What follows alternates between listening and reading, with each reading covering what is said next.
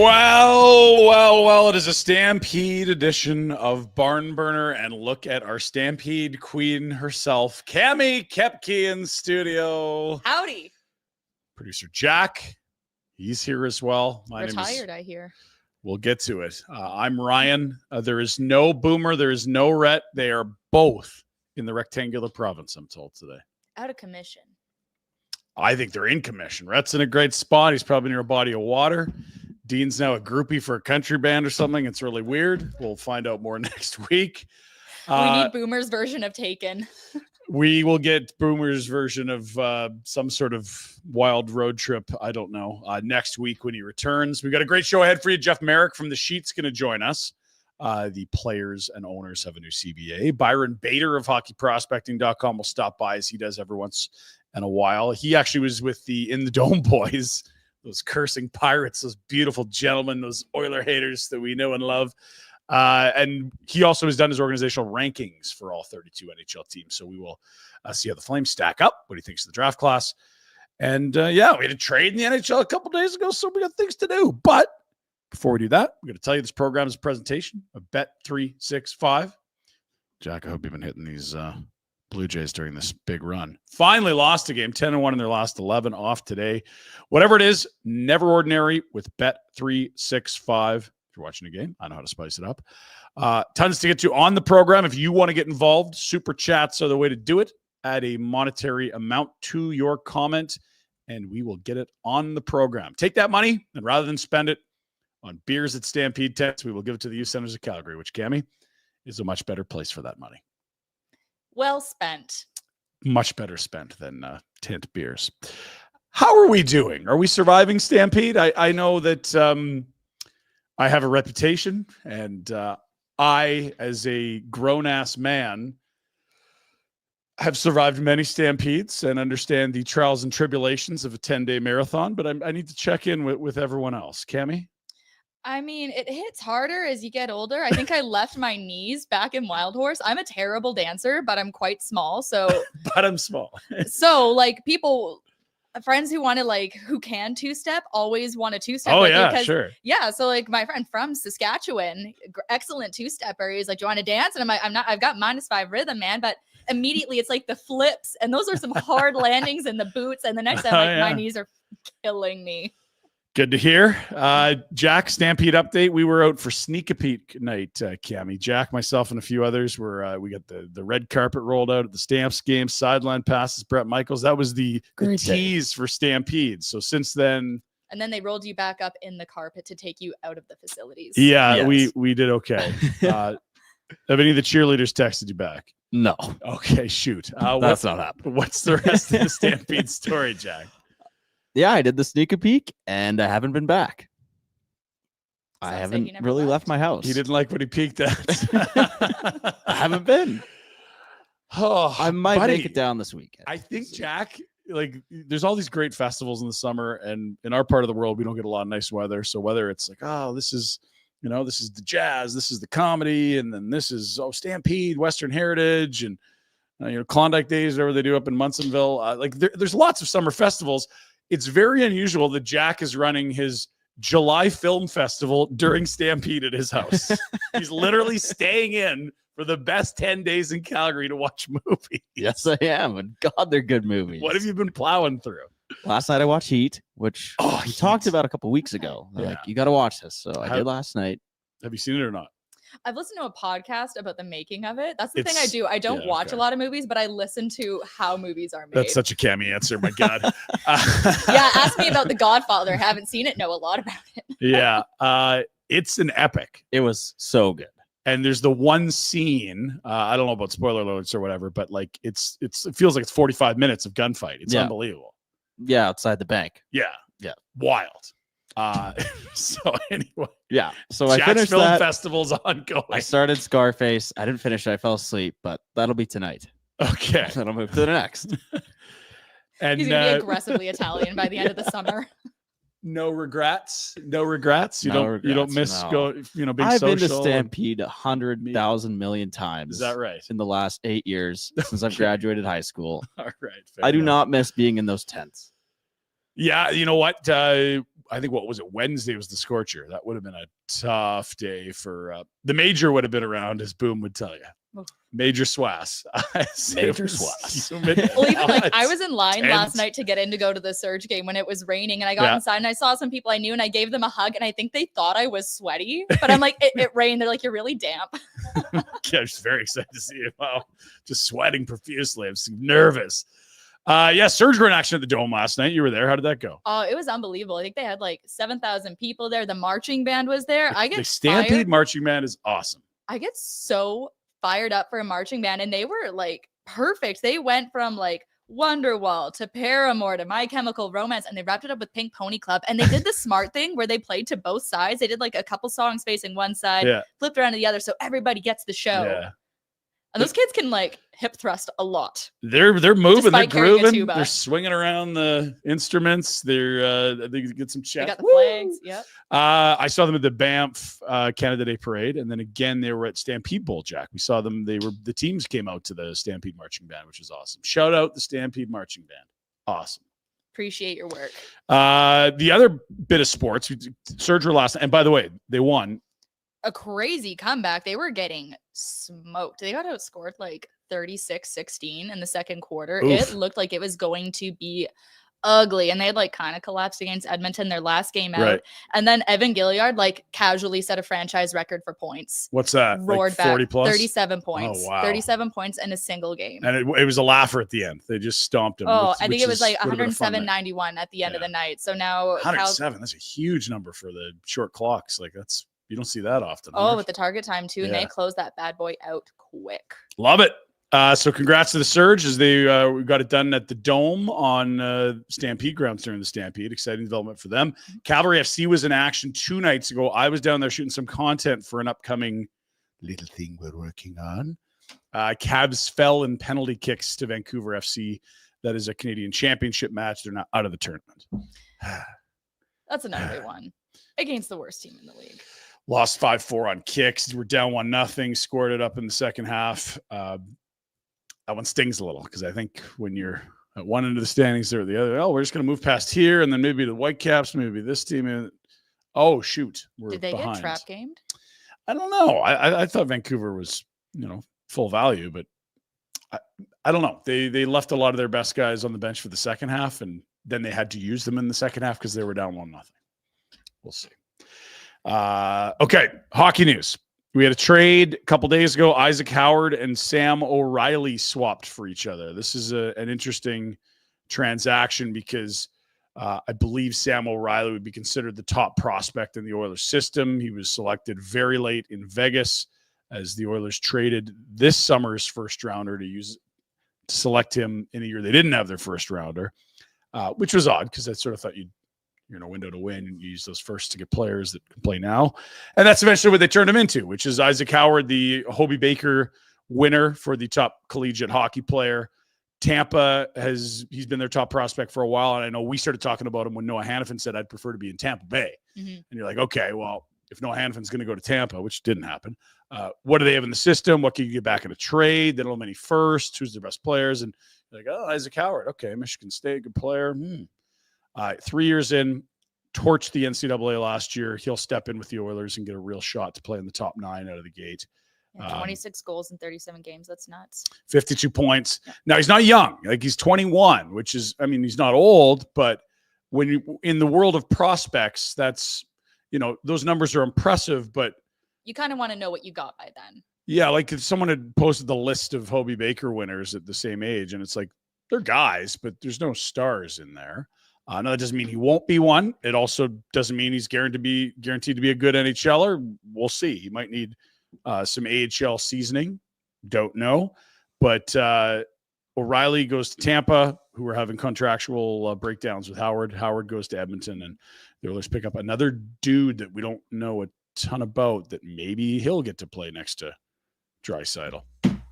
Can you imagine, like, just getting your ELC done? It's like, is he going to play with McDavid or Draisaitl? Yeah, that'd be fun. That'd be all right. I think Isaac's doing okay on that front. And the other thing was he could have suited up with, is it Kucherov or is it going to be, a spoil of riches? Yeah, seriously. These are opening statements. We do that for our great pals at McLeod Law. Cami, guess what was yesterday? It was the McLeod Law Stampede Party. Down on Stephen Avenue. Lawyers were getting loose. It was good times. Jack, we missed you. The Wolverine and I were there. Lots of great partners of McLeod Law, other local Calgary businesses that use McLeod Law, and a lot of the great staff there. Good to say hello and tip the proverbial Stetson. Did they invite you because they knew that you will need representation eventually?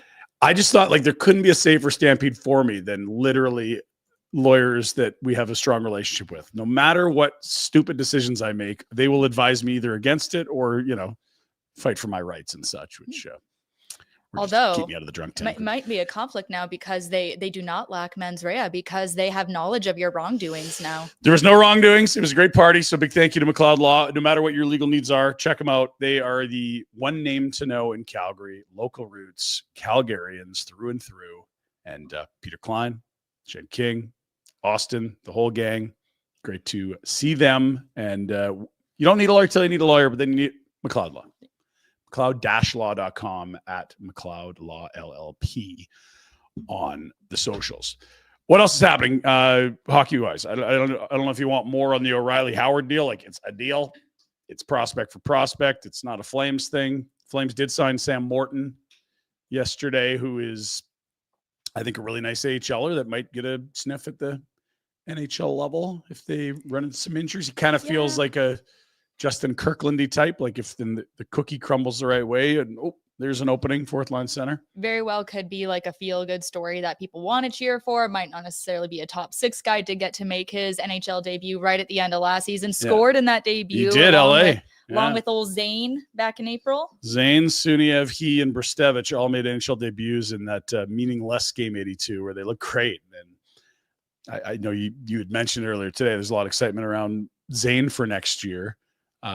You were noticing some fantasy stuff? Like he's ranked very high in fantasy. People expecting big things outside of Calgary. Huge things. The NHL.com dropped their fantasy hockey top 200 rankings.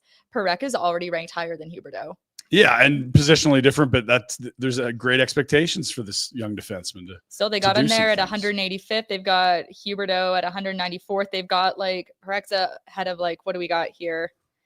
Anders Lee, Brock Besser, Lundell, DeBrusque, Line. They got him up there. They got him up ahead of Zegras. Obviously, positions are all over the place, but that's one of the highest ranked rookies in this list.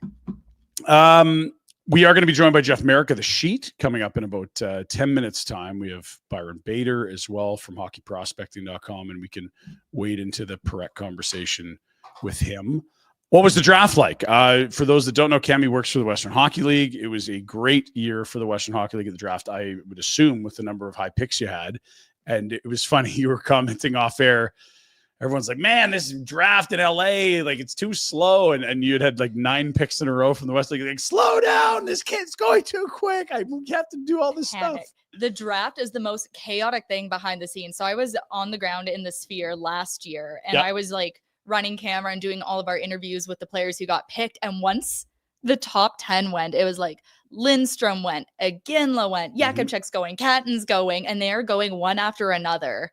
And back in the bowels of the Sphere, they have these little podiums set up. There's about 5 podiums, and there'll just be a screen that says which player is going where. Yeah. And at one point, we're talking to Lindstrom, and I tell my boss, go save a spot by Iginla. Just save a spot, do not move, because everyone is swarming. Yeah. So that was last year, and I thought that was insane. This year was so much worse. Our social media guy had a wedding that he was at. So okay, you're going to stay behind. You're going to run the Twitter, the Instagram, Facebook, link all the highlight reels and stuff like that. And I'm not a very fast tweeter. Okay. So just once you're doing all those things, you have one guy after another. We had a run of 6 guys in a row. And on the broadcast, they're like, this is the slowest thing in the world. And I'm in tears. So can I please pick someone from the Are you at the WHL office doing all this, as the draft is happening, or are you just on a computer somewhere? Oh, no, I was at home with my computer. And so at that point, and a giant whiteboard where I was keeping track of what was done and who went where. Okay, I'm trying to remember the top of the draft where this was. This is Stampede hangover morning. I'm not sure if I can remember exactly how it went. So when you're working at the Western League office, a kid gets picked. Mm-hmm. Let's say it's Reshny. Yep. You at the league then do what? The teams, obviously, you want to throw some highlights to them, or what is it? Yeah, we've already got like the highlights kind of locked and loaded. So what we'll do is like we'll build the graphic, like what team they were playing for. So like Victoria, the team that selected them, where they're picked. So once you get the graphic done, it's just like pushing it out on all the different social media platforms. Yeah. And then trying to get back fast enough to relink their highlight reels, draft profiles, where we kind of like tell the story of how they got there. Like with Reshny, like a little bit of background about like, you know, being that goat farmer from Macklin, Saskatchewan. Also, they have a really weird game there that they play with horse bones. I think it's called Bones. Bones. Yeah, someone should ask him about that. I think you're the person for it, Cami. No one else knows what the hell Bones is. See it, Camp Cole. We got questions. so tell me about Reshny, because I mean, it's funny, when we came into this 24-25 season, you're like, oh geez, it's like it better be a top 10 pick, otherwise you're giving it to Montreal, and boy, you could get a really good player. And you know, we didn't like the over under at Bet365 was like 81.5 points, 80.5, like 96, tiebreaker away from being a playoff team. You don't give a good pick to Montreal in the sense that it's 16, and New Jersey ended up not being nearly as good as we thought. You pick at 18. It wasn't like franchise altering star top 5. There's your superstar for the next 15 years, but a very well-regarded player and a guy that was a lot higher than 18 on a lot of lists. Extremely. And there have been a lot of comparisons tossed out there. And one that I'm surprised that we don't see more of, that his coach of Victoria, James Patrick, pulled out once, was like Ryan O'Reilly. He might not be the most elite in any one category, but when you put it all together, that's a game changer who can do anything and just wants to win so bad. So even if it wasn't the most highly ranked, he can be absolutely clutch. Like he had a great season for Victoria, but he also got invited to the CHL USA Prospects Challenge, scores the game-winning goal with like 2 minutes left in the second game. And he pisses people off on the ice, and you need that. Yeah. And you can see that even when it got to playoffs, he's hit this whole other level. They ran into some pretty insane teams that could, you know, outscore. I don't think anyone was going to outscore Spokane until you got to the finals, but he was absolutely insane in the WHL playoffs. And then I'm looking at 25 points in 11 games for the Royals. Like that's right? A heater when it mattered the most. And that does sort of fit into that Ryan O'Reilly blend. He's not as big, but he's also not small. He doesn't play small. Like he's good size, but not. I feel like O'Reilly's a little bulkier, but I do like the stylistic comp checks out with a lot of what I heard. Completely, like 5'10", 187. Yeah, like he'll grow a little more, but he doesn't look that small. When he's on the ice. It's not like, oh my God, there goes Nathan Gerby. That is totally like not the case with him. But then like even you think about going from something as mentally taxing as playoffs, and then immediately to jump into U18s and, you know, be scoring overtime winners, setting up those big goals and being named one of Canada's top 3 players at the tournament. I think like the stock is just going to rise. Yeah, it's an exciting get. We'll learn more about the draft class later in the program. Tell me more about Roger McQueen, because this was the guy that I've been dreaming on a while. I happen to know one of the family members, so I've heard about this kid since he was like 14, and the back injury was well documented throughout the year, and there was this notion that if he was healthy and did not lose the amount of time he has over the last year and a half to develop and play and get stronger, this very well may be like a top 3, a top 5 pick talent-wise. He's huge. He's 6'5". He's a right shot. There's some highlights of him at Ducks camp going viral, walking a defenseman and then going tweener shelf on a goalie. Like, this is a special talent, and apparently the back's in great shape. And now it's about, okay, now that the back's good, now we can start to add mass and muscle and get back to playing. It's crazy when you look at the potential there, like what that season could have been. Like he had 4 goals on opening night. Yeah. And you go back and watch the highlights. It's not like he scores the same way every time. He really knows how to get to the right spots. So like, all right, we're going to lay out just like an absolute clapper here. I'm just going to like squeeze in here for a redirect. Somehow someone's going to miss this 6'5" monster, and he's at the back door for a tap in. Like he can kind of do it all. And I hear he's like just like a great team guy. So like when he was recovering from the injury this year, like, yeah, he went back to Saskatoon a little bit, but he actually chose to like kind of stick around in Brandon just to be around the team. And during exit meetings, a lot of the younger guys, especially guys who that you'll be hearing about coming up to some drafts ahead, like Jackson Jacobson, these guys are mentioning in their exit interviews that Roger McQueen did a lot to make me feel comfortable here. And he was like a huge leader, even if he wasn't able to play every night. And he wasn't 100% coming back from playoffs, but he feels like he's 100% now. And you look at the highlights from Ducks camp, and he's got a huge personality. So that's just fun. The McQueen thing's hilarious too, because of course it's Anaheim, and of course they immediately chopper him into Disneyland, Lightning McQueen. Okay, like ka-chow, baby. But apparently they rolled out the red carpet for the McQueens. They had a great time there. And that was, if I'm looking, that's the first Western Leaguer off the board. Redeemerka was. Oh, Merca, right before I'm at 9 to Buffalo. Yeah. Then McQueen, then Kindle. Yeah, I can see the run you're talking about. Stressful. But also, like, Kindle signed his ELC yesterday. So, man, Hitman, if you get down to the Cell Dome next year to see Ben Kindle playing with the Calgary Hitmen. Yes, he was a guy that I saw in a lot of mocks between like 20 and 35. And I just kept hearing teams like, he's not going to get there. Like, people like him too much. He's too high end. People like Bader, who his model really rewards just production. It's just, he and of course he goes rated 11 to the Jack's Penguins. Jack, you got to be fired up about a. Yeah, I am very fired up. The Penguins had an interesting draft. They did. 3 what else picks in the first round? What else can you tell us? Because I don't know. I think it's Sean Horkoff's son was one of the other picks. William, the forward. And then I forget who the other And one then was. Bill Zonin, who we joked about on the other prospect show, I believe a center from Quebec. Oh, man, you want to talk about a monster? They took Peyton Kettles out of Swift Current, 6'6". Ooh, 17. Big old Winnipeg boy. What round is that? I want to look at this monster. That was the second round. Okay, crazy. Are you full in on the Penguins being like the worst team in the league and drafting McKenna next year, Jack? Yes, 100%. Can you lay out your conspiracy theory to Cami? Because it's pretty good. I want to hear it. He went to Penn State because he knows he's staying in Pennsylvania. It's just rigged. It's locked. He's just on the way to Pittsburgh, apparently. Yep. Well, and so the history, of course, is like, the Penguins were very bad. They get Marek Lemieux. Well, you got to move the team. Can't get a rink. Well, then they get Sidney Crosby. And now, like, the Penguins are bad again. So, of course, they're going to get McKenna. 21 years apart each one. Lemieux, 21 years later. Crosby, 21 years later. A young man who has also dazzled fans in beautiful Rimouski, Quebec. Yes. Okay. Marek's going to join us. Just give me the wave. I don't have the monitor. Yeah, I think Jeff is good to go. Oh, right on. Okay, amazing. So one more for Jack, though. You're going to have Ben Kindle on a line with Tanner Howe. Okay. Beautiful.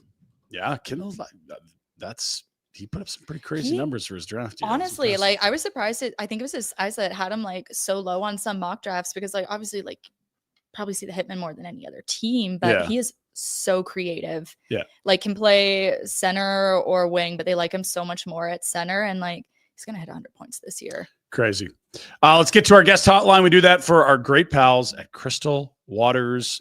Hey, look, it's hot. It's summer. It's Stampede. This is air conditioner season, my friends. And here's the thing. You get 10% off a new air conditioner from Crystal Waters and receive a year of free preventative maintenance. Do that now. The way to get a hold of them, very easy. 403-219-4100 or go to crystalclearcalgary.com. They're your crystal clear choice for home comfort. It's Crystal Waters Plumbing and Heating. Into the hotline we go. The host of The Sheet, Jeff joins us. Can I hop in on some of that talk about Benjamin Kindle? Yes, please do. A good news story for the Western Hockey League right now. Yep. Michigan thought they were going to get him. Oh, really? If he wasn't going to sign with the Pittsburgh Penguins, Brandon Naruto, Michigan, the Wolverines were all over Benjamin Kindle. Now we all have our eyes on Porter Martone. Whether the Philadelphia Flyers sign him or whether he ends up going to school. Michigan State just lost Isaac Howard. Could there be Porter Martone replacement? A whole bunch of new wrinkles. New wrinkles in this dynamic now. Entirely new universe. Calgary got him. Calgary got him back. That's right. Benjamin Kindle's also extremely smart. He's sharp cook. Yeah, Calgary was like the Scholastic Team of the Year for us. Oh, yeah. Okay. Yeah, no. Really, eh? Yeah. Now, now I'm an old buddy of Paul McFarland. I've known Farley for forever. Back when he was coaching with Oshawa, we work out at the same gym together. His younger brother Johnny and I are buddies. He helped train my kids. But did you test him academically as well? We should have. I'm going to ask for his transcript next. He's actually a smart guy. I believe that. He used his education package. I should point that out. He's pretty well traveled. He was on a Toronto bench and like a very up and coming coaching. And now, like, I feel like this is if you're a big, strong Canadian Hockey League brand like the Calgary Hitmen, like, this is a good spot to incubate, have some success, and who knows where he 100%. Goes next. But he was one of those young coaches, like, he's going to get a gig soon, and I think that's still the case. But they got him locked down for the Hitmen right now, which is good. Yeah, and they're doing a lot of good recruiting in the States too. Even like Aiden Park, like the kid who just came from the USHL had a cup of coffee there in the playoffs in Calgary. Yeah. Jeff, how's the summer been? Obviously, this is the maiden voyage for the sheet, but now we're into July, and you got free agency's chaos, and the draft is a ton. But now we're into the. We really got to talk about Isaac Howard's season. We really must, and he'd like to be referred to as Ike. Thank you very much. Oh, really? That's as we understand it. He'd like to be referred to as Ike Howard, but I believe he wants to be called Ike District, and it's not the Ike, just Ike District. The Ike District is what they call it outside the arena there now. What I love about this, and I'm being legitimate about it. I always hated not being able to do something in the summer. Because I would always have to scram, right? Okay, everyone takes the summer off, everybody goes. Back when I used to do local radio in Toronto, I used to keep my hockey show going all summer. Like the idea of stopping, like we're all Canadians. We all talk about hockey 24/7 every week, every month, every year. Yeah. It never really stops. And so I'm going to keep it hot for, I think 2 or 3 times a week in July, maybe trail it down to 2, maybe 1 the odd week, depending on the nature of the news in August. But I'm keeping the feed hot, baby. I'm keeping the feed hot. What interested you about or intrigued you about the draft and or free agency? I feel like when we looked back a year ago, we're like, wow, Crosby free agent, Rantanen free agent, Draisaitl free agent. Look at all these. This is going to be unbelievable. Wow. And then it's like, no, the biggest guy was Nikolai Ehlers, who's a good player, but it was This one, I mean, we always do this, right? Now we're going to spend a year wondering about McDavid and Kaprizov and Jack Eichel. Okay, so we got Connor McDavid's going to go to the New York Rangers, and Jack Eichel's going back. He's going to Boston. He's going home, baby. And and Kaprizov, all the Russians end up in New York. He's going to be a Ranger. And oh my God, let's just all calm down. Free agency was, I don't know, mid. Yeah, it was really. mid. I mean, Marner got traded to the Vegas Golden Knights. That was a big name off the board. Nikolai Ehlers took a little bit longer than we thought. It came down to 2 teams. It very much felt like, he wanted 7 years, and the 2 teams that it came down to, Washington and Carolina, it sounds like Washington was only prepared to go 5. And because Carolina went 6, that he ended up going to the Carolina Hurricanes. But really there's been nothing sort of by way of major excitement so far. And I'll tell you, and I know I can hear people's eyes glazing over when I say CBA, but to me, the big story is how much of a non-story the CBA is. Yeah. It's an entirely different universe with the players' representation now. Completely true. I mean, I remember I was doing a daily show in 04-05 covering that lockout. Everything you always wanted to know about retirement pensions. And I would play an amateur actuary on television in 2012. We went through that one as well. Like I know anything about pensions. I always felt for the all beat my years reporters. as an actuary. What's that? I always felt for the beat reporters. They're like literally standing outside a tower in New York for like 6 hours, and then like nothing's happening. We're not talking all day, just standing. We did it live at Sportsnet. I remember being on. It was a Saturday morning, and my shift started at 6 a.m. and they had spoken all through the night. And I was the only one on the panel. I think Doug McLean had gone home, Brad May had gone home, and it was just me on the panel. I don't know, like the only people that I'm broadcasting to at that point are people that have fallen asleep with the TV on. Like no one's actually watching at this point. And we have like one bit of B-roll that's like 30 seconds of Bill Daly crossing the street in Manhattan that we just have on a loop. Oh, look at him.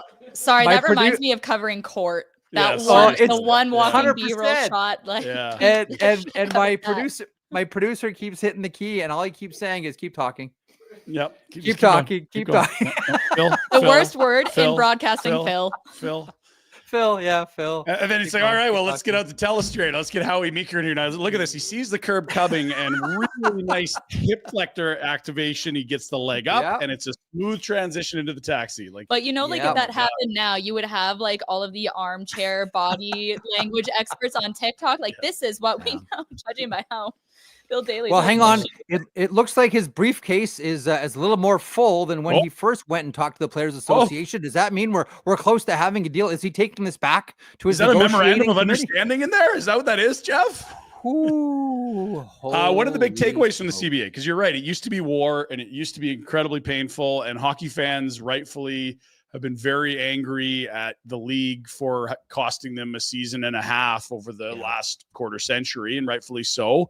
But it's very different now with the PA head and Gary feeling more like partners than meeting in the trenches to like fight to the death. I'll tell you what, I that loss of a season and the loss of a half season back in 2012 too, I think sent a major fear into the Players Association, because I don't see wins here for the players. I really don't. Like you're gonna have to like really point out where the win. Like there are wins for the owners that I see disguised as wins for the players, i.e., they're going to the Olympics. We're looking at that and we're saying, oh, look at that win for the players because they want to go. Do that. Yeah. Okay, sure. The players want to do it. You don't think the NHL wants to put their logo next to the Olympics? You don't think they want their athletes? Like, I think the Olympic thing has been totally misrepresented here. And the NHL has positioned this brilliantly as something the players want and the owners will give to them grudgingly. You don't think they want their logo next to the IOC and the 5 rings? Like, what are we talking about here? Like, how many players actually get to take part? Yeah, it's true. Players want it, and you're literally talking about less than 100 players. Yeah. Yeah. Like I don't know. And the other thing that I keep coming back to here on this one is one, there's obviously, again, for me, tiny little wins for the players, a little bit more playoff revenue, and really outside of that, I'm not seeing any wins. And this is all needs to be looked under the umbrella of expansion. Yeah. So there's going to be minimum 2 more teams at $2 billion a crack. Whew. Okay, so we're talking about $4 billion out there. And the players will see exactly none of it. And and even if they weren't going to, and even if right away the owners said, no, it's a hill that we're going to die on, I would understand that. And if I'm the NHL, I don't want to give up a nickel of that either. And I would say the same things. Oh, we're giving you new jobs, new expansion teams. That means new jobs. But at the same time, there's 4B sitting there and you're not going to fight for it. To me, one of the big stories is, why is the deal done now this early in July? Where are the pressure points? There is no pressure point to do a deal right now. If you're the Players Association and you see $4 billion potentially sitting there, why not drag this thing out? You have no reason, because now with a signed document called the CBA, Gary Bettman can take that to whomever in Atlanta or in Houston and say, it's $2 billion because we have labor peace. The UPA just surrendered that. Just handed it right over without a fight. I mean, this negotiation went from like April until last week. This one was quick because it didn't look like there were going to be fights over anything. Again, it's wonderful for fans. Let me position this properly. This is great for fans. I just don't know that if I am the Players Association, I want to put this one on a resume, because I don't know where the wins are here. I really don't. How do you feel about 84 games? I think the quality of hockey would be better if they shrunk, but didn't expand the schedule. But leagues don't do that because home games are revenue. NFL is adding, like everyone's adding games. So I understand why they want it, but it can be positioned as, it's good for both sides because it's more hockey related revenue. So from that point of view, I mean, listen, the minute they signed off on linkage, the minute they signed off on salary linkage in the CBA negotiation, however many years ago that was, the idea of shrinking the schedule went out the door, because that takes money out of the players' pockets, and owners aren't going to go for it either. So as much as I may bark and moan about 72 games or 76 games, I know it's never going to happen. I'm with you though. I think one of the things that we're going to see now, because now we're also getting a robust international schedule, Olympics, World Cup, etc. You're demanding a lot from your top players. We're seeing this in soccer. The schedule becomes way too busy, and these contrived tournaments, or the ones that we really care about, and the ones that fall in the middle, and then they're probably going to expand the playoffs. Now it's 84 games. It's an Olympic year, and we're holding this camp here. It's like, they are it's like a player in their draft year with the World Juniors and the UAT. Like it's like a Gretzky. Okay. Yeah. So okay. I want to see both of your reactions. Can we both get one shots right to camera? Right to camera, both of you. Cami, let's go right to camera. Where'd you go, Pinder? Pinder, right to camera. When I say this term, I want to see your reaction. Okay. Load management is there. It is. I'm sorry, it's so expensive. Can you imagine, like, if you don't live in a city, like if you live in Regina, it's like I'm gonna drive to Calgary. Yeah, it's my Just one drop trip a year. Drop like $200 per person on a ticket, family of 4. That's probably like an okay seat. Yeah, and then like to watch the backups, but it's cringy. I listen, understand the sports don't think science it's coming? behind it. Another couple of games plus World Cup plus Olympic. We're already seeing it a bit, but not to the level of what we see in the NBA, where it's just scheduled off days. Now it's like, if you're dinged up, we'll give you some time. And Florida and Edmonton didn't care whether they were going to win the division or be 3 seeds or wild cards or home ice and 2 seeds. Like, we're just getting in, and then we want everyone to be ready. Like, do what we need to do to make sure everyone's ready on April 19th. That's when the playoffs start. So there's load management in that sense, but not the like, hey, Kawhi, every third game you're out. Like that. And to Cami's point, it sucks so much if you are a fan and you're spending huge money to go to these events. It's like, Sidney Crosby's out tonight, maintenance. Yeah. I'm going to start doing don't that think if it's I coming? can't go to work. I'm like, I'm not sick anymore. I'm load management now. We're load managing this summer. We're doing 2 shows a week, Jeff. That's us. I hear you. So I just put it out into our Nation Network universe. I think it'll be folly to think that it's not coming.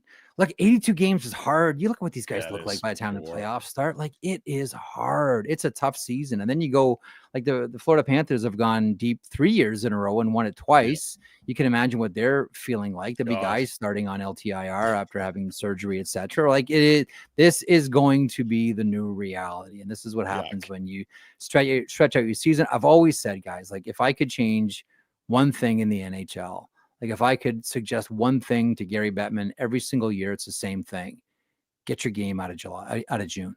Yeah. 100%. Get your game out of June. Yeah. Let that be for the draft and free agency and awards and all those things. Start September. Sure. Yeah. Don't also, what compete does with patios. Do when you have the truncated preseason? What does that do for bubble players or the young guys who are trying to make teams having less of a? They already have the rookie camps. I don't buy that. I mean, I understand the thought, but I'm just like, no, there's too many. Aren't teams though really made up? Well, what's the last day of arbitration, guys? August 15th.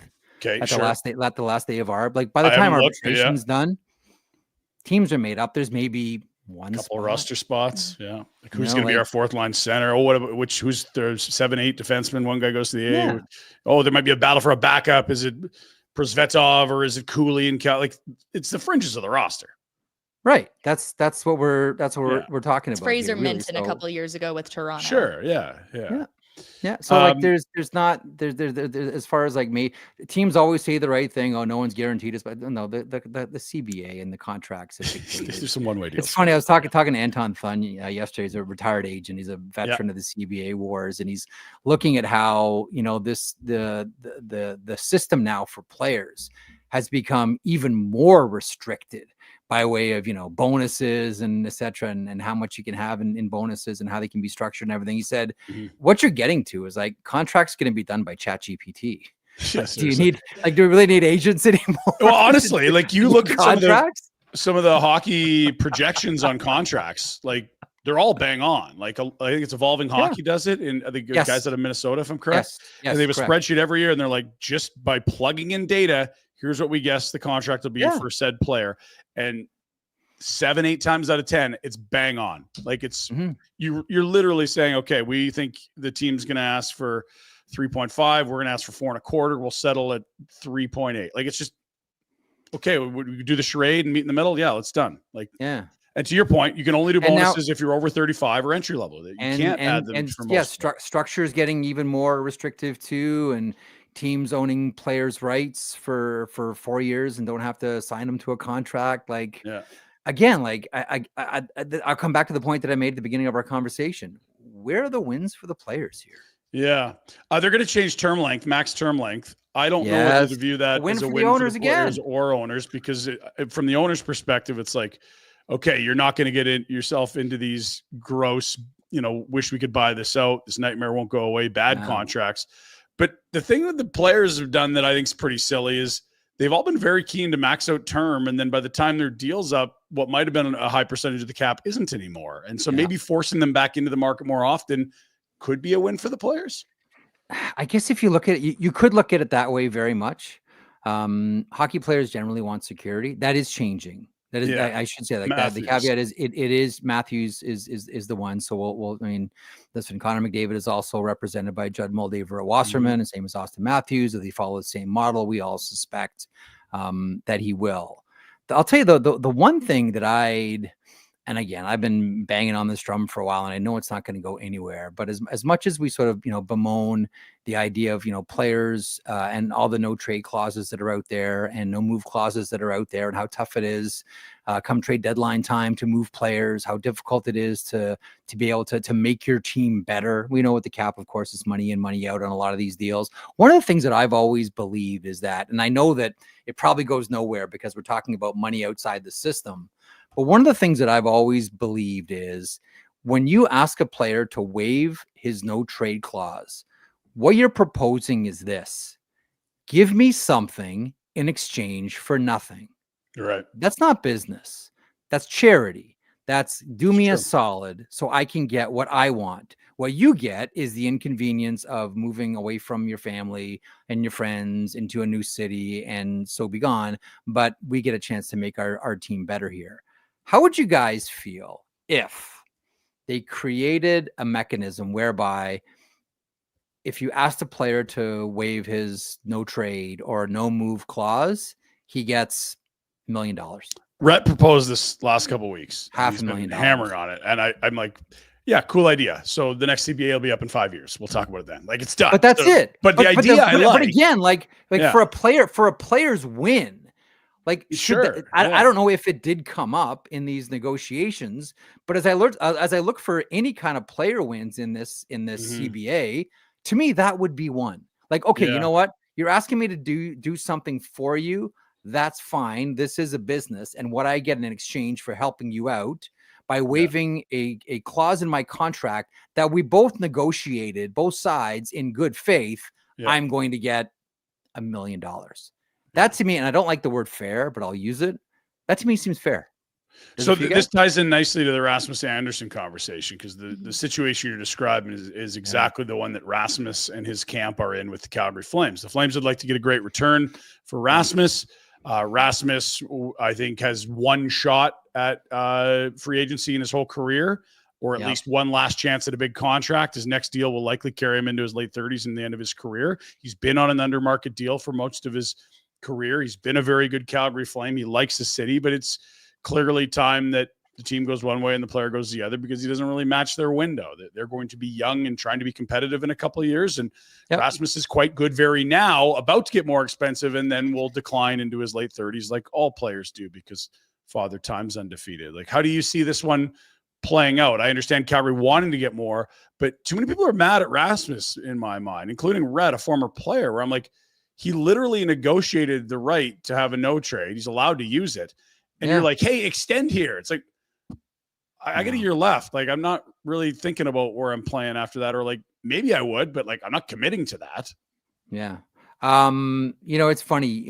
Kelly Rudy would always say he thinks that it should be against, again, there should be a clause in the CBA prohibiting teams from asking players to waive their no trade. Because it was negotiated in good faith, and for the other reasons that I just sort of laid out. This is the proposition of give me something in exchange for nothing. I have no problem with players refusing to waive their no trade. Yeah, those are great. Those were all granted, and those were all negotiated and given in good faith. And again, I'll come back to the same thing. I hate to repeat myself on your show, but here I go. Give me something in exchange for nothing is not a legitimate offer, and that's what waive your no trade so we can send you where we want is. I have no problem. Yeah, I agree. I'm the same. I think maybe the only case you could make, and it's not really the same with Rasmus, but like Mitch Marner would be an example. It's like Leafs are like, hey, we'd love to do a deal. He's like, yeah, no, I'm good. Like, I got the full no move. I'm not moving anywhere. And I'm going free agency. Now, at least they ended up, he gets an extra year. He gets the 8th year from Vegas on the $12 million. The Leafs then get an asset. So that's a bit of give and take. But what the Flames are asking Rasmus to do, from, at least what we're picking up in the hockey Twitter sphere, is they're saying, hey, like, would you extend places? Like, that's him doing them a favor. And it's like, he's been making not enough money for all of his last deal. Yeah. And he doesn't need to choose where he's going to play in his 30-year-old season and beyond yet. It's his right to wait. I think that, like, listen, if like it's not exactly a secret that the Dallas Stars have wanted to get Rasmus Andersson for a while. If if Jim Mill wants to approach Craig Conroy about it, and if he's willing to extend, put that offer forward, like, hey, this is what we have with Dallas, but they'll only do the deal if this contract comes along with it, and and Raz is amenable to it, sure. But if he's not, why? I think all players. I've always felt this way. I'm not sure how you guys are on this one. I've always felt that players should do a number of different things, and one of them is, I mean, if I were a player, I would want this just to know for the rest of my life, just to see what you're worth on the open market. And Rasmus is right there and is close to having earned that right. And I know that there's a lot of agents, and Darren Ferris, you just mentioned Mitch Marner and Sam Bennett's agent there a couple of seconds ago. Darren Ferris is always a strong proponent of walk to free agency, see what's out there. Doesn't mean you can't go back. Look at Brock Besser. Different agent, albeit, but I think that players have the right, and it's probably a smart thing that when you're at some of the height of your powers, you go out there and test what you're like at the open market. That's the way this whole system has been set up. They have your rights. The team has your rights for a certain amount of time, and then those rights expire, and then you can go shopping. And I'll tell you what, the way that Isaac Howard just did it with the Tampa Bay Lightning, I wonder if we start to see more players doing it this way, specifically now that in the CBA, you hold a player's rights until, well, if they're drafted at 18 for 4 years, until they're 22 years old. So you do you threaten with going back for the senior year, and then essentially you can pick where you want to go. Like, make no mistake about it. Isaac Howard said, I want to go to Edmonton. It was if a I clear don't go fit. to Edmonton, I can go to my senior year at Michigan State, and then I will pick after a year, and you will get nothing. Yeah, and I don't know that it's about the 8 Aldos or the little dolphins in the swimming. It's not about them all. Like, it's a chance to play in a top 6 with a superstar. Yes. And there's not a lot of opportunities like that around the league for a guy to go straight from college next to one of the best 5 players in the world. He's got that opportunity there. Yeah, this one's a fascinating one, because he's gonna walk in there. He's gonna be given a lot of chances to succeed. Like, Howard's got like a ridiculous release of a shot. Like, he's got and offensively, he's great. He goes to the net for tips mainly, but he will go to the front of the net. The puck is on his stick, and then the puck is off of his stick, and he's ready to play in the NHL now. And he's maneuvered himself into a position here where he could play next to the best player in the NHL. Yeah. Like, as far as stick handling your career, Isaac Howard's done a really good job here. Yeah, this is kind of remarkable. We don't need to get into it, but something went sideways as soon as the season was over, when he and Tampa were talking. You're like, oh, okay, you don't usually see a player or a prospect of that caliber. I don't think he saw a path. I don't think he saw a path with Tampa. And you look at at Tampa, going out and grabbing Yanni Gourde and Oliver Bjorkstrand, and he's saying to himself, like, look, I'm right here to play pro hockey. I'm right there. And now I've got all these players blocking me. How long does this mean I'm going to be in the American Hockey League? And he got himself in a position with the idea of him going for his senior year to position himself to playing with the Oilers. It's funny about that, like, nice the note. Bit of business. Yeah, it's funny, like the collegiate rights and no move clauses. It just makes me think of the Rangers, like the best and worst of it on both ends, with Jimmy Vesey and how you see things pan out with Boudreaux, with Trouba, how ugly it can all get. Yeah, it can. Well, see, that's a fascinating one, prospect for prospect. Oh, we've taken too much of your time. Thank you. We'll be on Matthew Tkachuk's Stampede Watch. Jack, have you seen anything on socials? I think he might be tired. He might need a breather after flooring it for like 2 weeks. Like, maybe just take 1 year off Stampede, Matthew. Do we have a pot of black coffee for him yet? Has he sobered up since the celebration? I don't know I don't know that we've ever seen a team We thought that we saw it with Ovechkin and the Caps.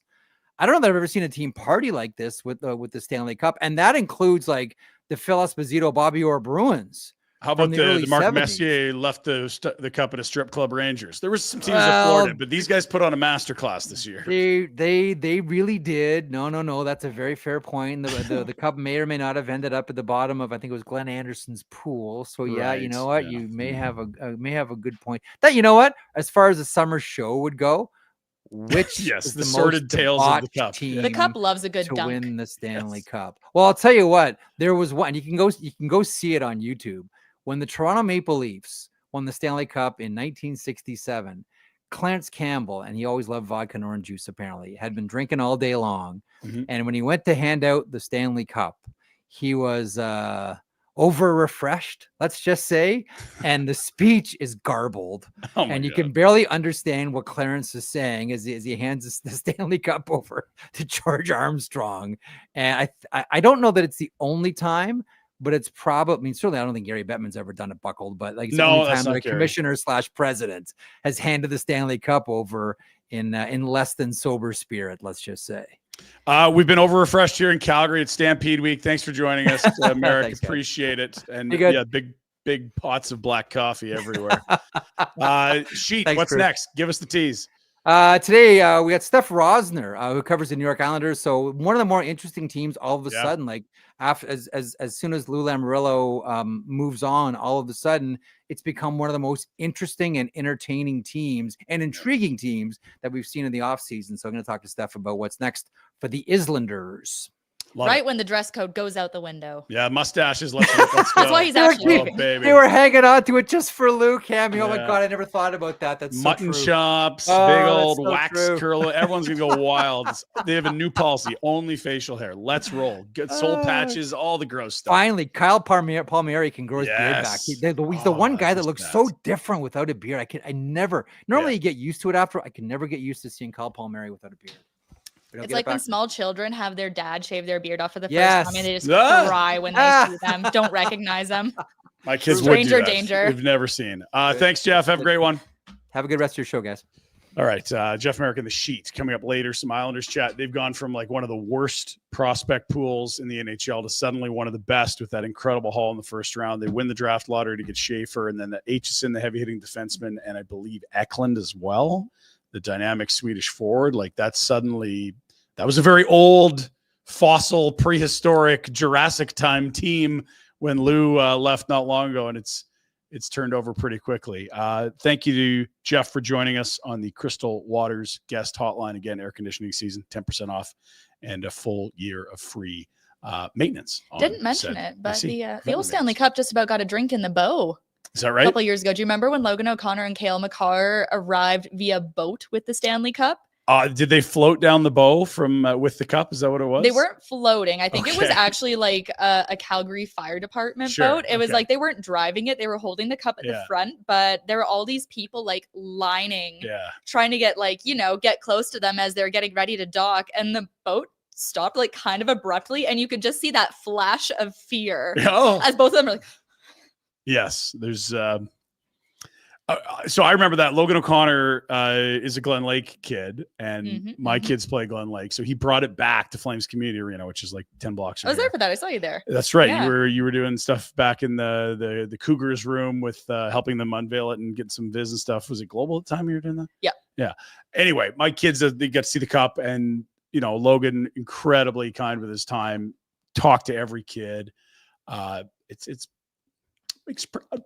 I think he's just got one of the coolest stories. He works his way up through junior A. He gets the AHL contract, he's in, He's a grinder. yeah, he was in school, gets the AHL contract, just makes his way, I think it was claws what, his way onto the DU Avalanche. to Yeah, he was basically a like a tryout. yeah, with and the has Eagles. Turned and that just, into like an incredible penalty killing, bottom six energy guy. had a ton of shorthanded goals, obviously like some injury stuff this year, but you gotta love seeing things turn out for a kid like that. Do we have Byron or not yet? Yes, we do. We do. Amazing. Let's get to it. From one guest to another, from Marek to Bader, hockeyprospecting.com is the website. He is the creator, the founder, the guru, the man with the mind. Byron Bader joining us on the Crystal Waters Plumbing and Heating Hotline. Sir, happy summer. How are you? Yeah, I'm excellent. How are you guys? We're well. It is Stampede, so So he's lying. I need a healer at some point here. But hey, have you been out? Have you taken the kids to the grounds yet and done the ride? I did. Yeah, we did the parade on Friday for like the first time since I think I was maybe 10 or 11. Yeah. So you have to pay for the bleachers now. Just found that really? out. So Okay. we found a spot just sitting randomly by a building, and then we made our way to the park, the free days that was open till about 1:30 or so. That was absolutely bonkers. I feel like there was So 200, 300,000 people there. That was crazy. And then the next night I just went to a tent and drank for a bit and stayed away from the Stampede. But that's been that. I spent my $300 doing very little, and it's been typical Stampede. You've invested in civic pride, Byron. We can't really put a price tag on that. It's the Calgary Stampede. I love your work. It's always a great time of year to talk prospects because you get the draft at the end of June and people are like, okay, who are these guys? You did a phenomenal job on our prospect show, chatting with Mike and Pike about the class before it happened. Your rankings looked quite different from a lot of these scout assembled ones. And over time, it's actually proven to be, the model's very sharp at, picking up some guys up that fall through the cracks sometimes.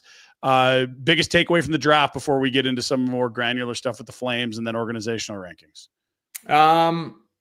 Yeah, I mean, my biggest takeaway is probably we had a couple of years where, the shorter guys were getting a little bit more respect. They're getting drafted a little much earlier than they ever were before. And now it's kind of gone right back to the top of the order, right back to drafting huge. A lot of the teams, that was their focus. Like Chicago, they didn't take a guy under 6'1", and that was Frundell, who's built like a truck. And then I think you had 25 guys that were D-men that were 6'4" or bigger that were drafted, which is the most ever. And a lot of these guys look like, if they do make it, it's going to be in a very 6'7" replacement type role. So bigness was a focus of the draft, it looked like. Large and local, as Pike would always say.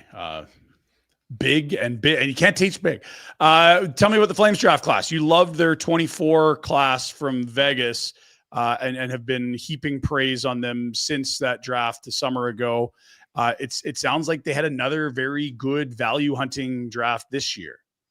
Yeah, exactly. I mean, it wasn't quite to the extent of last year where it was just every time they went up, it was value, value, value. And then kind of at the end, they took some overagers that maybe don't have much of a chance. But this year was pretty well as well. They went, going third round to Maceo Phillips, going to that giant D-man that every team seemed to want to have. That was a bit early to go to a pick like that when there was value on the board. But they got a solid 4 or 5 picks that, obviously the Reshny one sort of leading the charge. Looks really good. I was hoping him or Kindle was going to drop and they would actually take him. And lo and behold, that actually happened. So that was good. And then, they got 3 or 4 other value guys that, these guys, I mean, obviously they don't make it even most of the time, but you're getting a guy that makes it, 30 to 50% of the time rather than, a bunch of guys in the later rounds that make it, 10 to 20% of the time. So just, overshooting your draft slot a little bit. They did pretty well again this year. Where did you have Reshny? And was it 10? I'm trying to remember because you had him quite high. Ditto for Kindle. You were much higher than a lot of the scouts list, and it proved to be correct with Kindle and where he went. Yeah, I think I had him 9th or 10th or 11th. Him and Kindle basically look identical model wise. They have that same profile where they're sort of April born and they have the really good production in their pre-draft year and then the almost elite production in their draft year. And then they're just that little bit smaller. So I think I had them ranked in that sort of 9-10 hole. And I was pretty surprised that both of them kind of went before pick 20. I thought one of them might drop into the 20s. I was kind of the scuttlebutt, going into the draft was that one of them at least was going to drop. And then, it seemed like the consensus on them seemed to be growing and growing as we we're kind of leading up to the draft. So it was kind of cool to see both of them go kind of in that, before pick 20. So that's the draft. But when the draft's done, now all of a sudden there's an entire new collection of prospects added to a prospect pool for all 32 teams. You just finished your 32 team organizational rankings for prospects. So I believe the thresholds are less than 100 games for a skater, less than 50 for a goalie, something along those lines. But essentially you have ranked 1 through 32, the best systems in the NHL. Who are the big movers and shakers this year? Because it felt like the Islanders would have had an awful system a few years ago, but then they get a haul in the Brock Nelson deal and 3 first-rounders this year. Were they the biggest mover this year? Yeah, I think they moved up 7 spots. Like they were for about 4 or 5 years straight. They were like number 30 to number 32, like just a dreadful system. They just had nothing in there. And then they moved up a little bit with last year's draft when they got Yzerman and a couple other, better value picks than they typically had. And then, they boosted up 7 spots. So they jumped from, I believe, 19th to 12th. Tampa Bay actually had kind of like an under the radar draft. They jumped up 7 spots, but then they're probably going to fall right back now because that was before they traded Isaac Howard. That was literally 2 days before. So that was nice of them to do that for me. No, press pause there. Sorry. Because while we got you on the topic, yeah. What does the model think of Isaac Howard, who's 21, versus Sam O'Reilly, who's 19? Both really strong production. Isaac dominated NCAA hockey, but at 21, if you're going to be an NHL, you probably should be doing that, right? Like Johnny did this a year younger than Isaac for comparison's sake. Yeah. So, I mean, the big thing with Isaac Howard and O'Reilly as well as at the draft, Isaac Howard was profiling pretty well. Like he's born like right on the fringe of sort of younger and older. I think he's born March 30th, and he had like a really good profile in the model, and then he fell off quite a bit because of his D+1 year where he just didn't have a whole lot of production, but he's rebounded from there. So he's kind of only, out of the 5 years, he's only had really 1 year where it was really off. And then in terms of O'Reilly, he started off at a much lower point. Like his production in his draft year was probably, 40-50% lower than what Isaac Howard's was. I think he's born on that exact same March 30th day, which is funny. And he hasn't really grown out of that yet. I mean, he's 2 years younger, so that might still come. But I would say that Howard projects much better in terms of making the NHL and turning into something, even an average producer or more. And O'Reilly to me right now is sort of, it's kind of hit or miss if he's even going to make the NHL. So yeah, I would say Howard profiles better. I mean, obviously, yeah, like you said, like Johnny was doing things earlier. Johnny is that much younger that Johnny profiled way better than both these guys. But I mean, I think Howard's going to fit perfectly with the Oilers and certainly going to be, like a middle six guy there that, if he gets put in the right spot and he's getting fed open passes, like he could put in 30-40 goals, who knows. So I think he projects much better though. And in terms of risers, like we've been talking a little bit about the CBA and planned expansion. How do things look for a team like Seattle, where we know they had that big win in the playoffs over Colorado, but people have kind of been waiting for them to build something strong here. So now coming on from 2021, how is their prospect pool looking? Like kind of no one's going to have such a blessed expansion draft as Vegas did. Right. So this is kind of going to be the blueprint for expansion teams moving forward. What's Seattle looking like?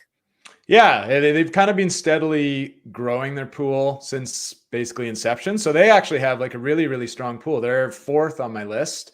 Wow. They have really good goalie prospects. They have a pretty good top 5, like especially after adding Jake O'Brien. He profiles really well in the model, and having Catton and Wright still counts in there because he hasn't crossed over 100 games and he's still new. So, I mean, they have some good pieces there. The depth is, that's the one piece that they're sort of need to build out a little bit more, but it's a really good pool, especially because they've only existed for, 3 or 4 years. So, they're getting there, and they'll probably have, certainly a top 3 prospect pool within the next year or so, I would guess, if they keep on going this way. Flames are at 8 on your list. That's up from, I believe, 11 or 12 last year, and rightfully so, with 2 great draft classes in a row that they're into the top 10 here. That's exciting, but it does feel like a lot of B pluses and not a lot of A's. Like you've got Perek, there's an A prospect, and then everyone else is like, that's a solid player that could be a good NHLer. How would you've grouped each team into top 5 prospects? Who are the Flames' top 5, and where are the gaps, or is Reshny a guy that sort of plugs that gap between the other guys and Perek? Yeah, I mean, Perek, like he profiles like he's going to be a star. Like if he's not a star, I'd be very, very surprised just based on how he looks in the model, how everybody sort of around him that kind of has done that same development, they've all turned into stars. So I think he's going to be along the same path. Reshny, yeah, he's maybe not that like A+ prospect like Perek. He's more like a B+ and A-, but also, he's only 2 years into sort of this 5-year track that I'm looking at. So if he makes a big jump next year, like he goes to college and he puts up like, about 1.5 points per game, that type of area, he's going to jump up huge, and he's going to kind of evolve into one of those A-type, you should get a star out of this type of prospect. So you have those two. And then, like you said, there's a bunch of guys that are sort of all around the same. So I think rounding out the top 5, I had Perek and then Reshny, and then I had Grydin and Brustevich, maybe? Brustevich, yes. I was trying to remember his name again. And then I think I had Potter at the end of that. So like a decent top 5, some good potential in there. But like, when you compare it to like San Jose or Montreal or some of these other top 5, Chicago, where they have a lot of star potential in the top 5, we have 2 guys. And then there's, a bunch of guys that kind of have, a 50 to 65% chance of making the NHL, and then kind of like a 10% chance that they turn into a star in the NHL. So the Flames have a lot of these guys. They actually have more of these types of guys than anybody else in the NHL, but they don't have a lot of those big time game changers. So that's kind of the building point going forward is, getting those top picks and getting massive value, like where they got Reshny at 18th. If they can keep on adding players that sort of profile similar in the model, then that's going to really build out the top 5 nicely over the next couple of years. Byron Bader here from hockeyprospecting.com. You are based out of Calgary. You do have a rooting interest for the local home team. When you look at the prospect pool and you see the roster and you see a tiebreak keeping them out of the playoffs, but you also see the lack of a superstar. Like when you put yourselves in the shoes of this management team, do you see great conundrums or just a very clear and obvious path? Like how do you, I guess, sift through what Craig Conroy should and could be doing moving forward? Yeah, I think it's a very difficult situation for him because, you look at these teams that burn it down and then they're trying to get that top pick or at least a top 3 pick. Like, they almost end up bringing it too much down to the studs that trying to get back out of it is a nightmare. Like San Jose's been out of the playoffs for 7 or 8 years. Anaheim's been out of it for 8 years. Chicago's been out of it since 2018. And they're like not really anywhere close yet. Buffalo's 14 years and they've had to rebuild like 5 times, right? So the Flames, they have some veterans that can kind of keep them in games. They have Wolf, who seems to be emerging as, a really good goalie that can kind of lift them up, at least 5 spots from the bottom, basically. So, you're not going to trade him away. So do you sort of invest in growing that more and trying to put something, in front of him to build it up faster? Or, are you trying to get into the McKenna or the DuPont sweepstakes? But that's going to involve basically trading out most of your good veteran depth and just acquiring picks. But then, if they're looking at that horizon of 3 to 5 years, they want to be really competitive. Like, it's tough to do if you trade out everything like that. So I don't know. I'm kind of the mind that keep on going the way they're doing, trade out Andersson because that one's probably not going to work.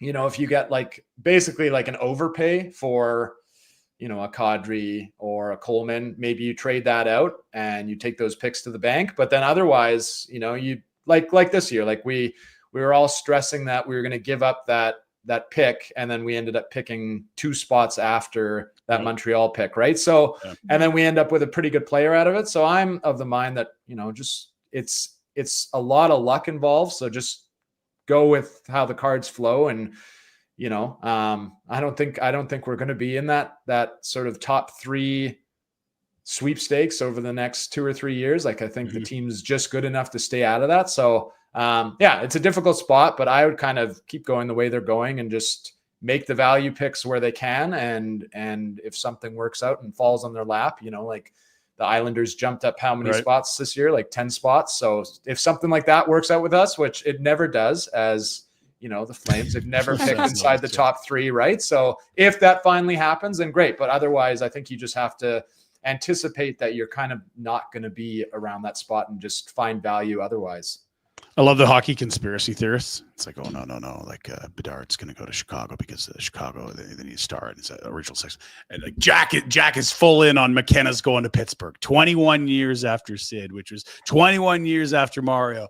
It's rigged. Penguins are going to pick first. And then it's like, oh, the Islanders just won. They got a new rink. Gary loves new revenue.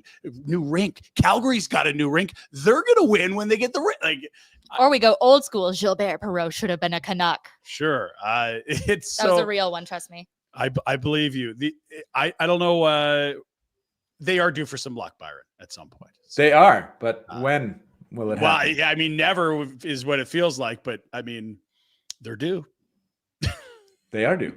I agree. It's been 40 long years of no luck. Yeah. Perennial mediocrity. Thanks for your time, Byron. I do appreciate it.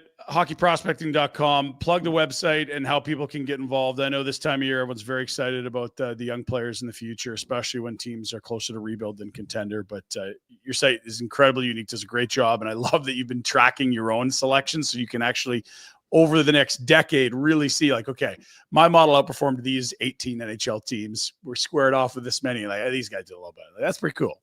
Yeah. Well, it's funny because I tweeted about that and I said, this would be my prospect system. And then like, I got a lot of like feedback back, like, well, of course, like you look great in the model. It's your model, but it's like, kind of like, well, can you see where it's going though? Can you see the players that are popping up on this list and like 4 or 5 years removed from the draft, like how big this list is of potential people. So, you always hear it from both sides, but yeah, it's been fun. You can find me, hockeyprospecting.com, subscription-based website. It's $40 a year and you get access to basically all the stuff I talk about on Twitter. And then I'm at Twitter at Byron M. Bader. And that's where to find me. Thanks, buddy. Have a great summer. Hope you and the family get some lake time, some throwing the ball, and you got the Stampede off then done. Yeah, so that's we're going to Idaho on Sunday. So we're getting it all checked off the list real quick. Love it. Safe travel, buddy. Thank you. All right. See you guys. Byron Bader, hockeyprospecting.com. Methodology king. Sure. Yeah. You use big words, Cami, for the hungover cowboy here. I don't know. I'll talk slow. Lower. Big busy day for the Crystal Waters hotline. Thank you to our great pals at Crystal Waters Plumbing and Heating. Air conditioner season. Again, I don't need to tell you this. You know this. It's hot. 10% off a new one. Full year of preventative maintenance included. 403-219-4100 or crystalclearcalgary.com. Pinder Report time. We do that for Village Honda. Great to see Anthony the other day.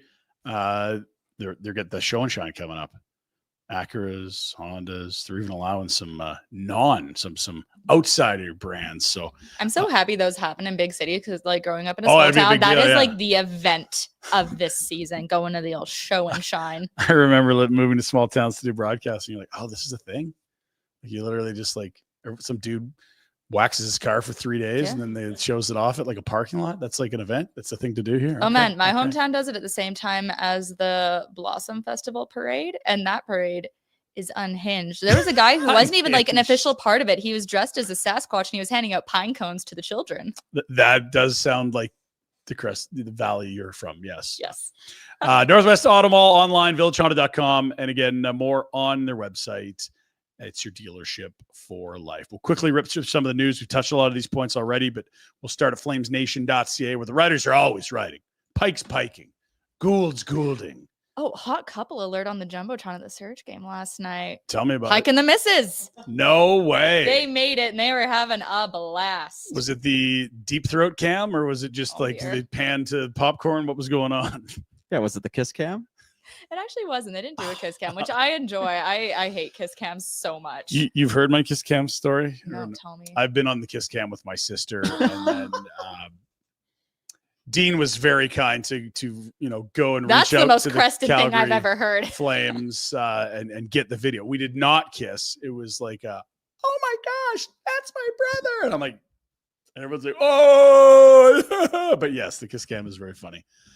There's on the website more on Cullen Potter, who was the final pick of round one, selected by the Calgary Flames with Florida's pick. Speedy. Great release. I know the folks who watched development camp was very keen on what they saw from Potter. Also, Sam Morton's back in the fold.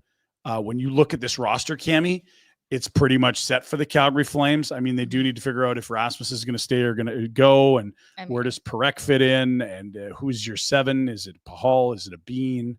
But Sam Morton is one of those dark horses where it's like They don't really have a fourth line center. Is it going to be Justin Kirkland? Do you play Pospisil down the middle? That's been like kind of one of the rotating spots for the past couple seasons. Kevin Rooney's gone or hurt. Taken a stab at it, yeah. Yeah, and so who comes up? And he was the guy that got called up in game 82 and scored. And it's a great story. Friend of the program, Luke Strand, who's the head coach at Minnesota Mankato, coached him and just said, phenomenal kid, just works his tail off and has defied the odds the whole way. So playing game 82 last year, he did it again, but don't sleep on him. He is at a very, very impressive, I want to say year and a month of AHL hockey after coming back from NCAA. A Wenatchee Wild graduate. There you go. Next, interesting story on Daily Face-Off, I believe, Jack. We talk about rebuilds a lot on this show because, well, Byron just laid it out. It's a tricky spot the Calgary Flames are in. I cannot recommend this article enough over at DFO. Do rebuilds actually work in the NHL? And it is literally a breakdown of all 32 teams and when they last rebuilt, how long it took, what heights they got to with that new core, and did it work or not. Fascinating read. People forget the Florida Panthers rebuild was 20 years before this potential dynasty. Who's actually won recently that hasn't bottomed out? Probably St. Louis and Vegas are the only ones. And that would be Binnington's incredible run where they were last in the league to winning the cup within like 4 months. And Vegas obviously built not through their own draft, but through an expansion draft, and him, George McPhee, extorting other general managers who were very, very dumb and didn't seem to understand the expansion draft. But otherwise, you're right, Jack. Like it's Makar, it's McKinnon, Rantanen, Landeskog, all super high picks. It's Barkov, Ekblad, Huberdeau. Sure, it helps them get Tkachuk for sure. It's the dynasty in Pittsburgh, maybe not a dynasty, but you got 3 in a decade, and that's Sid and Letang. Well, and even Malkin, looking at like Marc-Andre Chicago, Fleury. how dire things were for the Blackhawks pre-Kane and Taves, Taves. That building Kane, was Seabrook, dead. Keith. Yeah, like it's just, if you want to have a run at more than one cup, it's usually built off the back of a rebuild where you pick at the top of the draft. And there are some outliers. Boston hasn't really bottomed out, and they had the greatest free agent signing of all time in Zdeno Chara.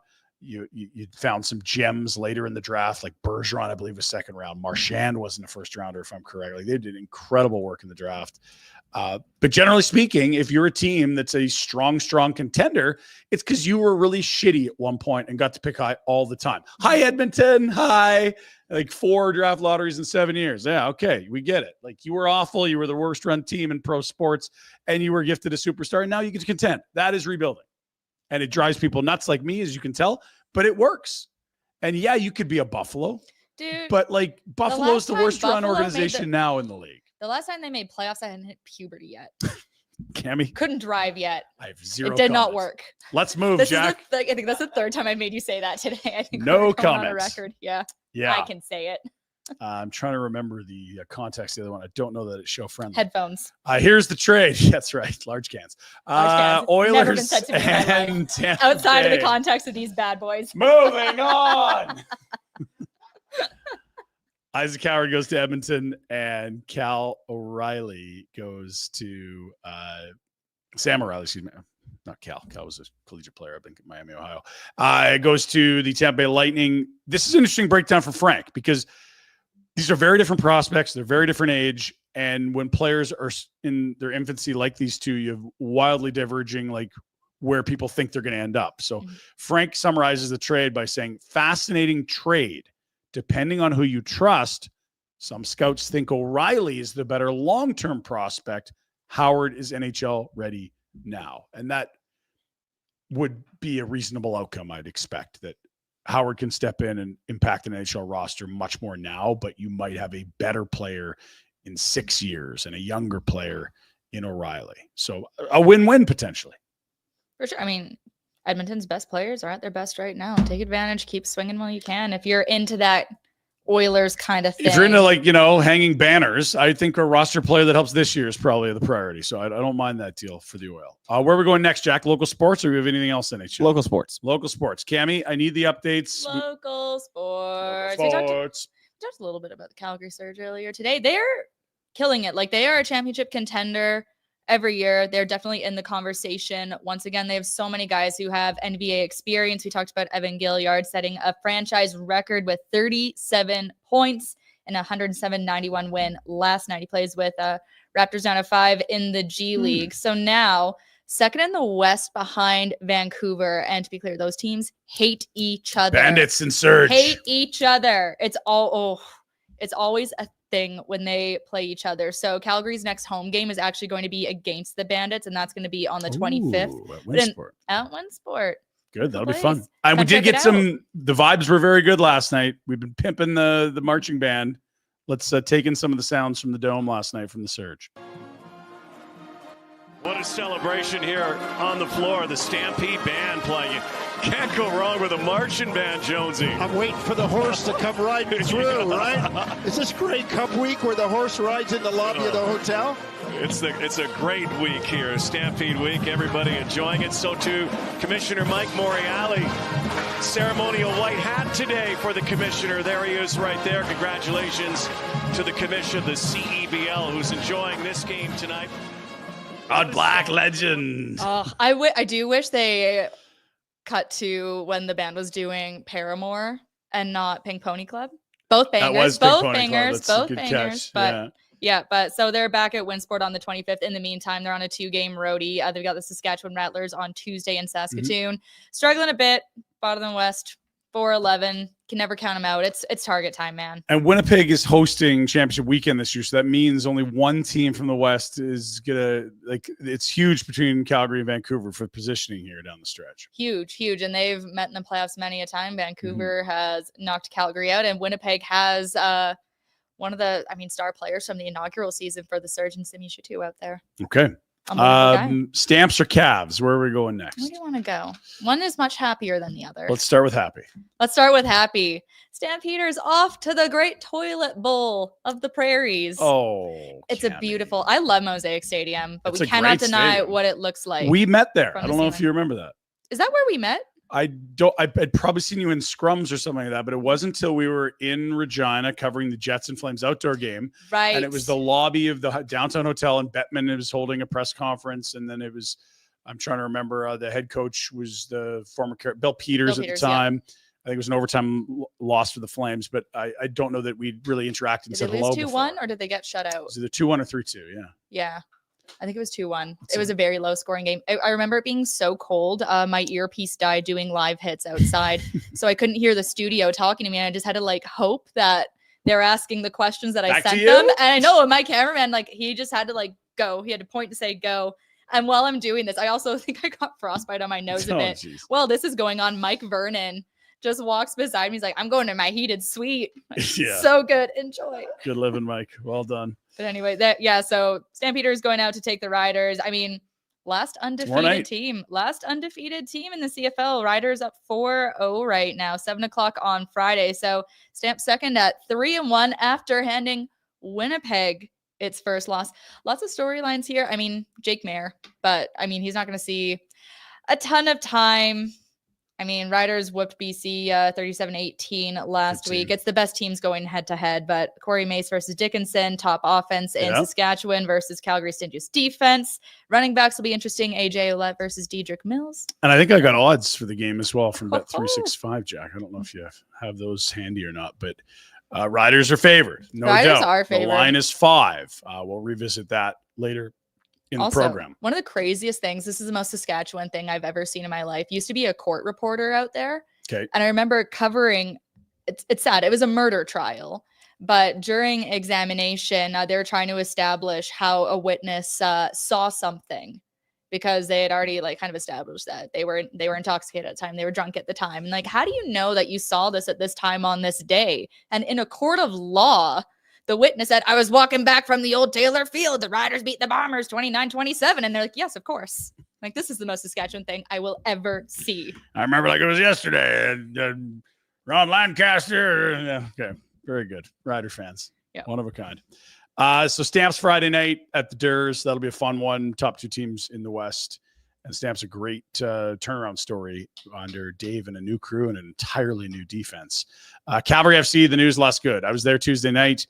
in the second half of their Canadian Championship game to Vancouver FC, down 1-0 in the first. They square it off, went to penalty kicks. They lost 5-4 in 6 rounds. Against a team in the league basement. That sucks. That's penalty kicks. Kicks. Yeah. But Penalties is so tough. ends the run for the Voyager Cup this year, but they do Regular get season continues. It was also a little bit of a double gut punch because they got blanked by Atletico Ottawa last time out in the regular season, 28. Yeah. So looking for the big bounce back CPL rematch on Sunday. Sunday. Yep. We were fighting the website this morning, but we think we figured it out. But taking on Vancouver again on the road, then still on the road, out to take on Valor FC in Winnipeg, and that sparkling -19 goal differential. Yuck. Ooh. Gross. That does it for the local sport scene. Jack, are just dumb stuff? Is that all we got now? We got 3 dumb things. Where do you want to go? Good. We'll finish with Stampede, and we'll start with the furthest thing away from. Whatever that is. Those were words. English. Those were words in an order in our ears. We're off this damn show. Oh, okay. This is awesome. So Rhett loves new sports. They have robot soccer in China. Big hit. Let's take a look. And look at the stunning athleticism. And that was actually Jack at the Wild Horse tent until that's how most Thursday. people dance here. A lot of falls. These are the this robots. Looks like toddler T-ball. It kind of does. Yeah. Oh, we gotta get. I like how they bring up the stretcher thing. Like, that's pretty epic. Athletes, just beautiful thing to watch. Or, I mean, those guys are thinking ahead of the rest of us. Once these robots gain sentience and take over the world, they're going to remember the guys who were nice to them. That's true. Yes. Hopefully benevolent overlords. We'll see. Next item, Jack, we'll save Stampede for last. But this guy says, hey, look, like, dudes aren't useless. We can invent some stuff. Check this out. Trying to drill into like a sort of a straw that he's drank a lot of beer. Let's see you do that, mate, Watson. Oh, shoot. That's okay. Well, I love men in STEM. It was, geez. Let's see if you can do that. Oh, yeah. Lost a moment there. And finally, Cami at Stampede. I was a little worried about the show today, but luckily that early day sun struck in time for me to get to the studio.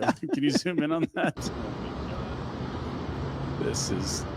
My back's a little sore, though, Jack. I don't know. It's a little kink right in the middle. Not really the hips, not really the neck, but right in the middle of the... Oh.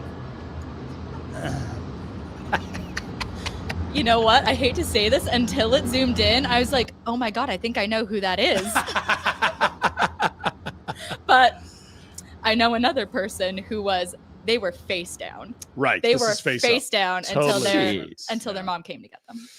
That might be DeFoss, Ryan. It kind of looks like our boy. I know for sure. It does.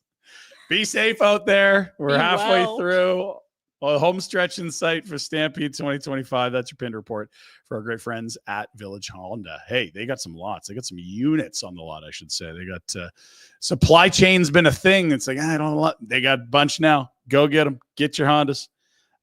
Great quality. Love my Ridgeline and just the best service and value you're going to find around town. It's your dealership for life in the Northwest Auto Mall, Village Honda at villagehonda.com. Using Byron's model, they have the top pool.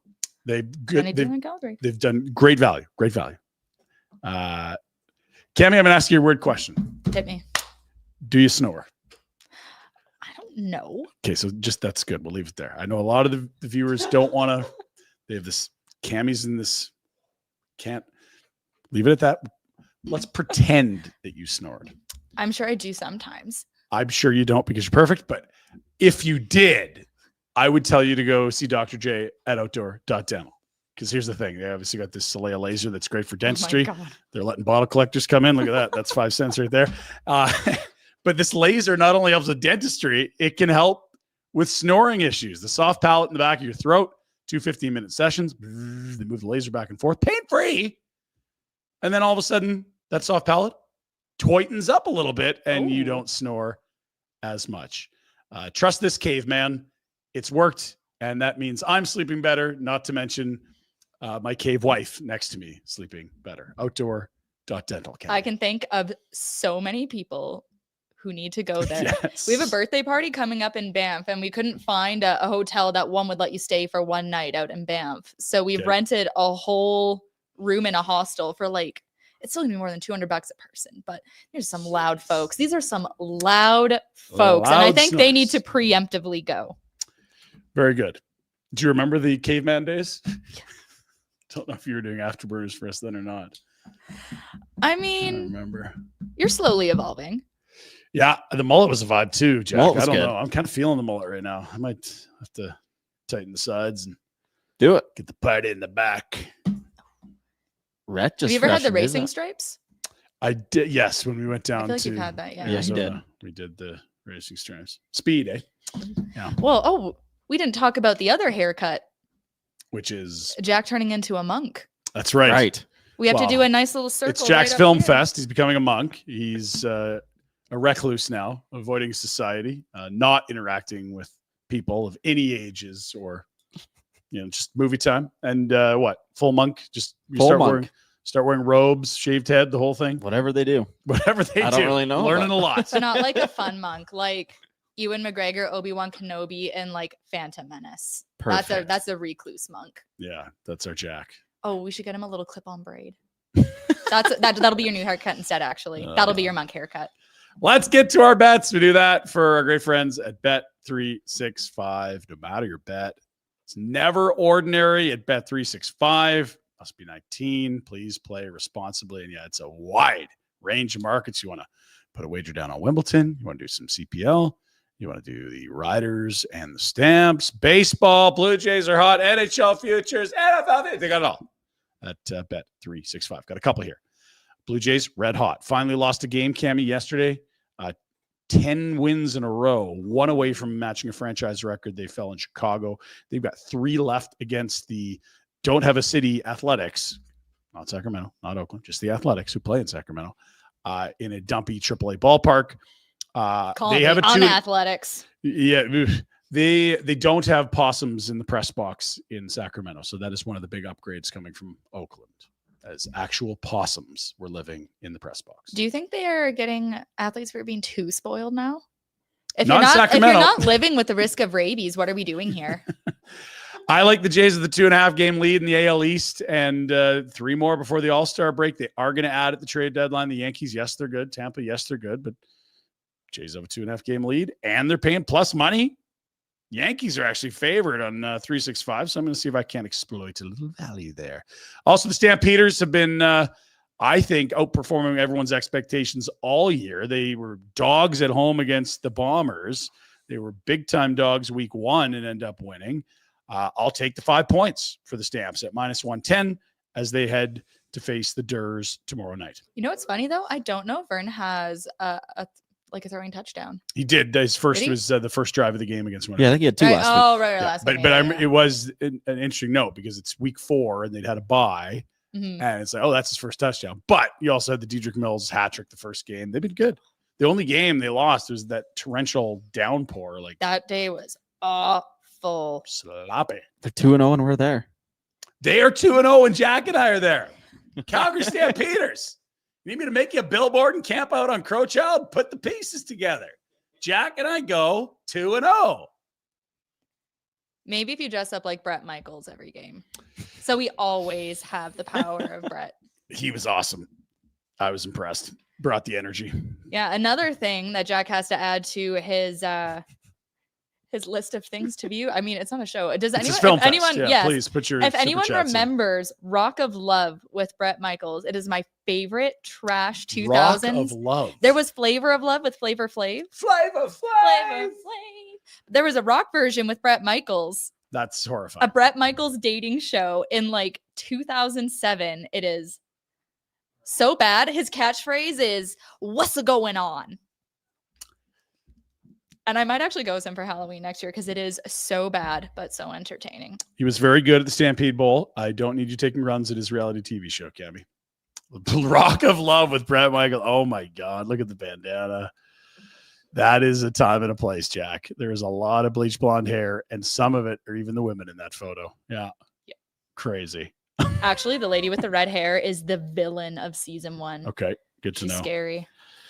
Well, makes them ride dirt bikes and stuff. Jack, we might have to give you a Yeah. long weekend so you can get caught up to speed. You're getting a lot of Oh, homework also here. one of the ladies got a tattoo of him and then he eliminated her. Oh, that's heartbreak. That's tough. Yeah. Time heals all wounds. But Oh, that and one of the one's- contestants is named Rodeo. Topical. You've seen Topical more for of this Stampede. than I imagined. I thought this was going to be like flipping a I channel. wasn't You were- kidding. you No, were in. this is my favorite. Like, I don't watch Housewives or anything like that. If I need to watch people being messes, that is what I watch. Okay.